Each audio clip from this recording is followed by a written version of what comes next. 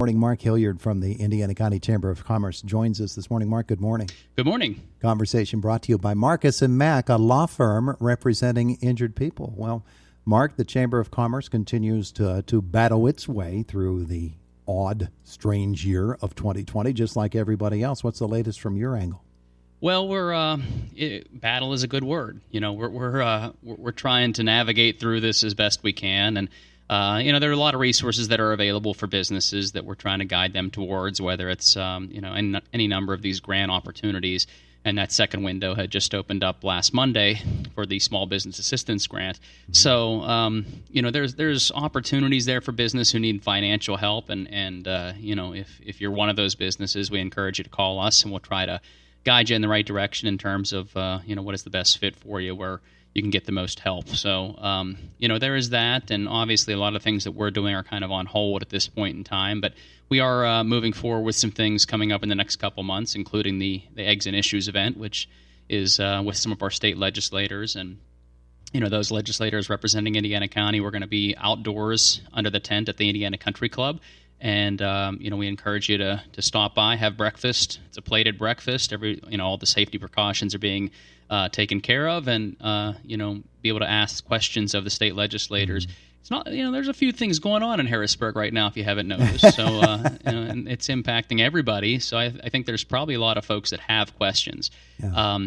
And if it will be streamed live on Facebook as well. So if you're not able to make it or don't feel comfortable making it in person, then you can watch it on Facebook Live and still be able to submit your questions that way. But we're still moving forward with some of these things, keeping our eye on the fall in terms of maybe expanding that a little bit more and having a few more events. But right now, we're still trying to help our small businesses any way we can. All right, let's not get too far down the road here. So Eggs and Issues is when, and how can people take part if they want to go? Okay. Eggs and Issues is Friday, September 4th. Registration begins at 7:30 in the morning. I believe our program will start around 8 o'clock. And they can contact the Chamber office, get on our website, visit our like us on Facebook, and it'll have instructions on how you can register for that event. So if you want to attend it in person, contact our office, and if you're not able to attend it in person, all you have to do is watch us on Facebook. So that morning, just tune in on Facebook, and you'll be able to watch the event. A lot of people might have been wondering before the pandemic, just what is the Chamber of Commerce's role in keeping business moving and pulling new business into Indiana County? What are the things that the Chamber of Commerce can do for businesses? A lot of those questions probably have been answered. Maybe you're not doing things that you traditionally might have done, but maybe you're just expanding your availability to folks, and it's turned into certainly not a positive, but it's certainly something that you can help folks that maybe they had not been aware of what you were able to do for them before. I think that a lot of times people look at the Chamber as a networking organization where, we have these events and you can go and network, and, sometimes they're fun and you have a chance to go out and meet people.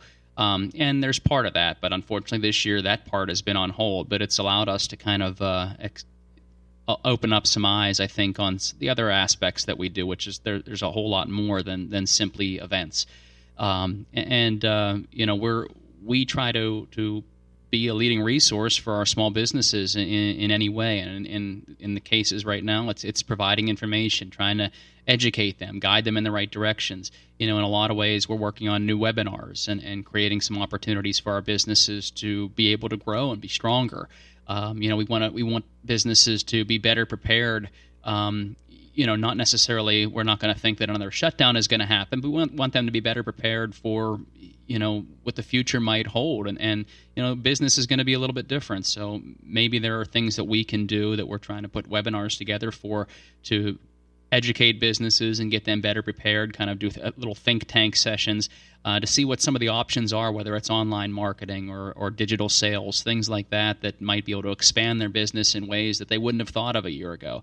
We are an advocate for local businesses, whether it's through doing some things that might impact them negatively in local and state and federal government. Similar with this RGGI issue, the Regional Greenhouse Gas Initiative, that would have a negative impact on our county, and we are fighting against that in every way that we can. I'm going to be speaking next week down at one of the Boilermakers unions in Pittsburgh on that issue. So we are here as a resource for our local businesses, and in most cases that's to help our current businesses grow and become stronger. In other cases, it's to try to bring new businesses in. That's slowed down a little bit this year, but I do feel that that's going to pick up here once things do start to settle down from the pandemic side.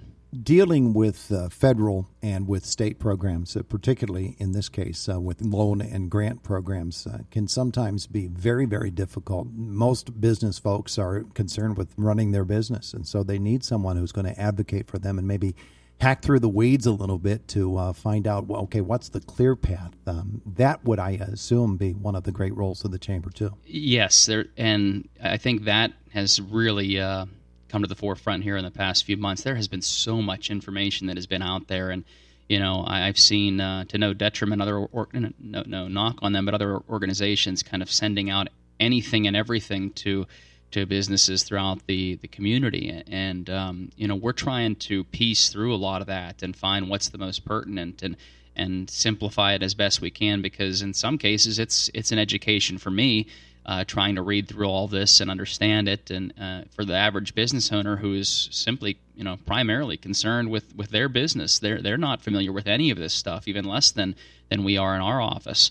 So we're trying to make sure we get the right information out there. We have that information put in layman's terms so everybody can understand it.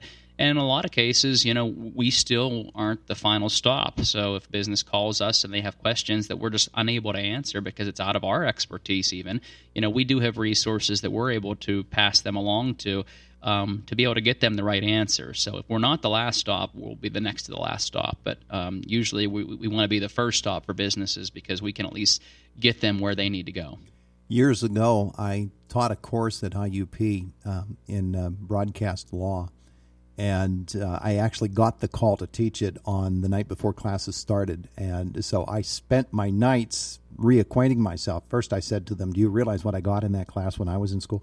I would spend my nights reacquainting myself with the topic and coming up with a lesson plan. And the next day, go teach it what I had just refreshed myself on. I would guess that in a lot of cases, you have to do that too. Yeah, absolutely. And, there are some things even that we're looking at to try to hold for our businesses in terms of grant writing. We're looking into a grant writing course right now that we can be able to offer to our businesses that I would likely sit in on as well, because I think there are some areas there that we can all get better at, and certainly that's one area that is pretty important these days.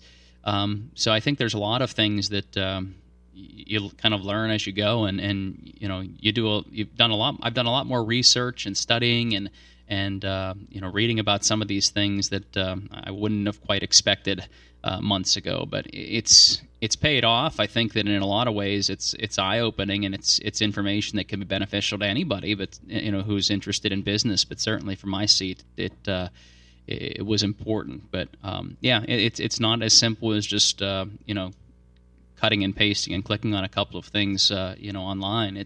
There's a lot of information that's out there, and really, you can get lost if you're not careful. So we're trying to make sure that we guide businesses in the right direction, and that we're going in the right direction. Yeah, I guess we've got a pretty good team working here in Indiana County as well, government circles and other organizations that can aid, and you guys all work together and cooperatively come up with some pretty good programs. So what can we expect in the coming days from the Chamber of Commerce, coming days and weeks? Well, we're working with the COVID task force team and the county commissioners, and we really want to try to come out with a singular message for the county, and sat in a presentation that was really interesting on Friday, and going to be meeting with some other people today in regards to this. So we're hoping that we have something that we're going to start to roll out there that would be beneficial primarily for all of our businesses in the county, in terms of making sure that they're we can help them follow the guidelines, and the customers are comfortable in going into these businesses. So we're hoping that we can have something that's kind of a positive message that we can deliver to our businesses, and this program that we learned about could be a great way to do that. But really we're just trying to work as a unit, whether it's the Center for Economic Operations or the COVID Task Force. We're in talks all the time, and on a weekly basis, sometimes on a daily basis. And, we're trying to work together here for Indiana County primarily and for our local businesses, because it's crazy out there right now. And, unfortunately, there's a lot of things that have turned into political issues, which don't have to be political issues. And I think that sometimes that causes people to have blinders on to what really is best for the county. So, we're really working hard to make sure the right information is getting out there and that the right programs are getting out there for our residents and our businesses. And that's not always easy because there's a lot of dissension right now with everybody. But we're trying really hard to make sure that we cut down the middle and keep it a positive message for everyone. Check in with the Chamber website, their Facebook page. Mark Hilliard, thanks for coming in to visit with us today, remotely in another studio, I should point out. Thank you. Have a great day. It is the voice of Indiana County, WCCS, 101.1 FM and AM 1160. FM and AM 1160.